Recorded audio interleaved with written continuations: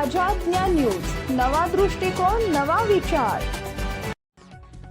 प्रजासत्ताक दिनाच्या शुभ मुहूर्तावर तळोदा शहराला आणखी एका प्रशासकीय सुविधा लाभली आहे। सार्वजनिक बांधकाम उपविभागीय कार्यालयाच्या नव्या वास्तूचं आज आमदार राजेश पाडवी यांच्या हस्ते उद्घाटन करण्यात आले। सुमारे 190,38,000 रुपयांच्या खर्चाने उभारण्यात आलेली ही प्रशस्त इमारत 329.84 चौरस मीटर क्षेत्रावर उभी राहिली आहे।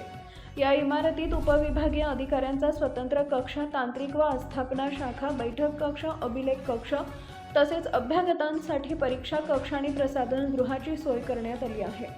इमारतीच्या आवारात ध्वजस्तंभ, पोहोचमार्ग आणि वाहनतळ यांचाही समावेश आहे। या बांधकामाचे काम ठेकेदार इंजिनियर स्वप्नील अरविंद पाटील यांनी पूर्ण केलंय। या उद्घाटन प्रसंगी व्यासपीठावर आमदार राजेश पाडवी, नगराध्यक्ष भाग्यश्री चौधरी, प्रदेश सदस्य डॉक्टर शशिकांत वाणी, नगरसेवक अजय परदेशी, भाजपा शहर अध्यक्ष गौरव चौधरी, जिल्हा मंत्री कैलास पाटील, सार्वजनिक बांधकाम विभागाचे कार्यकारी अभियंता अंकुश पालवे, उपविभागीय अभियंता नितीन वसावे तसेच वन विभागाचे अधिकारी आडेवर शंतनू सोनवणे आदी मान्यवर उपस्थित होते। नगर परिषदेच्या बांधकाम सभापती प्रतिभा पाडवी, महिला व बालकल्याण सभापती हर्षा पाडवी आणि नगरसेविका गायत्री पिंपरे यांनीही कार्यक्रमाला हजेरी लावली। आमदार राजेश पाडवी यांनी उद्घाटन वेळी सांगितले, तळोदा तालुक्यात प्रशासकीय इमारतींचं नवनिर्माण होत असल्यानं प्रशासनिक सुविधा वाढल्यात आणि या इन्फ्रास्ट्रक्चरमुळे नागरिकांना दिलासा मिळेल। कार्यक्रमाचं सूत्रसंचालन कनिष्ठ अभियंता निखिल साळुंखे यांनी केले। माजी नगराध्यक्ष अजय परदेशी, शहर अध्यक्ष गौरव वाणी, कैलास भाऊ चौधरी आणि सर्व सन्माननीय या ठिकाणी आणि गावातील ज्येष्ठ नागरिक या ठिकाणी उपस्थित झाले। सर्वांचं मी या ठिकाणी मनापासून आभार व्यक्त करतो। अतिशय चांगलं असं या ठिकाणी इमारत ज्या ठेकेदारांनी उभारली त्यांचंही अरविंद भाईंचं मनापासून आभार व्यक्त करतो, त्यांचं अभिनंदन करतो।